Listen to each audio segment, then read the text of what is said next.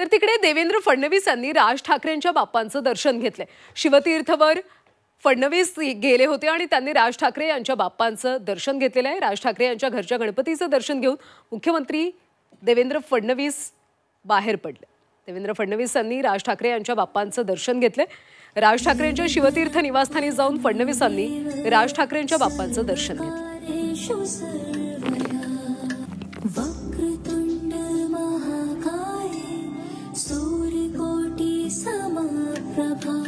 निर्विघ्नं कुरु मे देव सर्वकार्येषु सर्वदा।